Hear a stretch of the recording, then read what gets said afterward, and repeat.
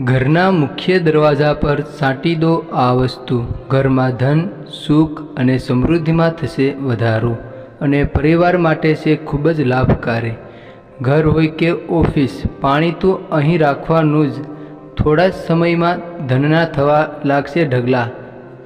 ઘરના પ્રવેશ દ્વારનું વાસ્તુશાસ્ત્ર મુજબ આટલું ધ્યાન રાખવું, જીવનમાં થશે આટલા ફાયદા. તો નમસ્કાર દોસ્તો, તો ચાલો આપણા બધાનો કિંમતી સમય બગાડ્યા વગર વિડીયોની શરૂઆત કરીએ.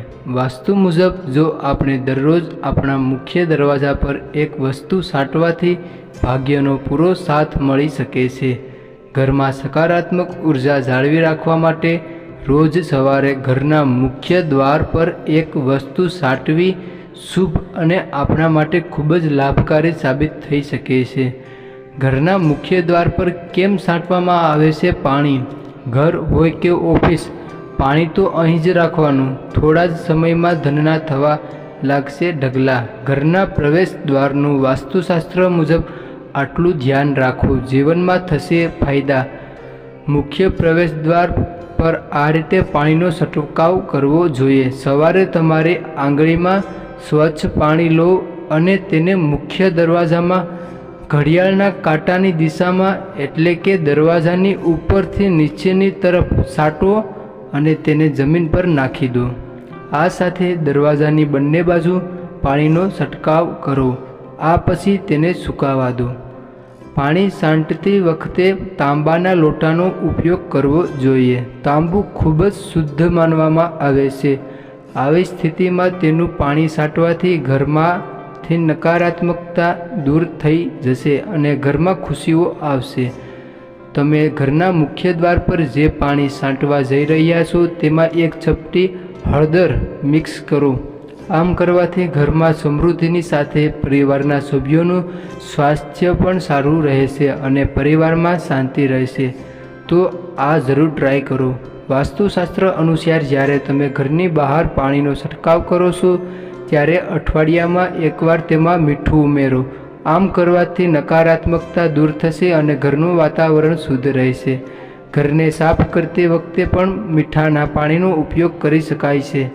વાસ્તુશાસ્ત્ર અનુસાર ઘરના દરેક ખૂણાથી નકારાત્મક અને સકારાત્મક ઉર્જા નીકળે છે. તેથી જરૂરી છે કે ઘરનો દરેક ખૂણો વાસ્તુ દોષથી મુક્ત બને. વાસ્તુમાં ઘણા એવા ઉપાય જણાવવામાં આવ્યા છે જેને અપનાવીને વ્યક્તિ ખરાબ શક્તિઓ ઉપરાંત નકારાત્મક ઉર્જાથી છુટકારો મેળવી શકે છે.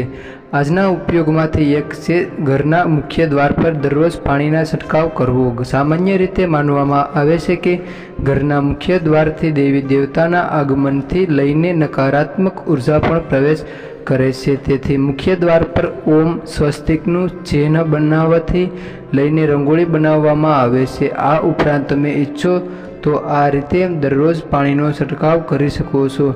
ચાલો જાણીએ તેના લાભ અને કેવી રીતે પાણીનો છંટકાવ કરવો જોઈએ.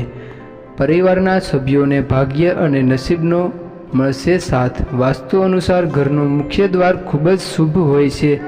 આવી સ્થિતિમાં જો તે સ્વચ્છ હશે તો નકારાત્મક ઉર્જા ઘરમાં પ્રવેશ કરી શકશે નહીં. આવી સ્થિતિમાં ઘરમાં રહેતા લોકોને ભાગ્યનો પૂરો સાથ મળશે. આ સાથે આર્થિક સ્થિતિ મજબૂત બનતા પ્રગતિ થશે. નકારાત્મક ઉર્જાથી મળશે છુટકારો.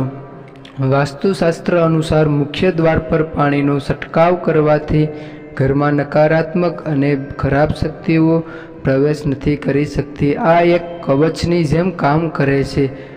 વાસ્તુ દોષથી મળશે છુટકારો. સવારે જલ્દી ઉઠીને હથેળીમાં પાણી લઈ અને મુખ્ય દ્વાર પર છાંટવાથી વાસ્તુ દોષથી મુક્તિ મળે છે. પરિવારમાં સુખ શાંતિમાં થશે વધારો. ઘરના મુખ્ય દ્વાર પર પાણીનો છંટકાવ કરવાથી નકારાત્મક ઉર્જા અને વાસ્તુ દોષ દૂર થશે, જેનાથી ઘરની પરેશાનીઓ પણ દૂર થઈ જશે. હવે આગળ ઘરમાં રહેશે શુદ્ધતા. વાસ્તુશાસ્ત્ર અનુસાર એવું માનવામાં આવે છે કે ઘરના મુખ્ય દ્વાર પર પાણીનો છંટકાવ કરવાથી સકારાત્મક ઉર્જા વધુ આકર્ષિત થાય છે. તેનાથી ઘર પણ શુદ્ધ થશે. તો આ વિડીયોનો અંત કરતાં હવે જે કોઈ મિત્રો આ વિડીયો વિશે કંઈક કહેવા માંગતા હોય તો વિડીયોની કોમેન્ટ બોક્સમાં જરૂર બતાવતા જજો.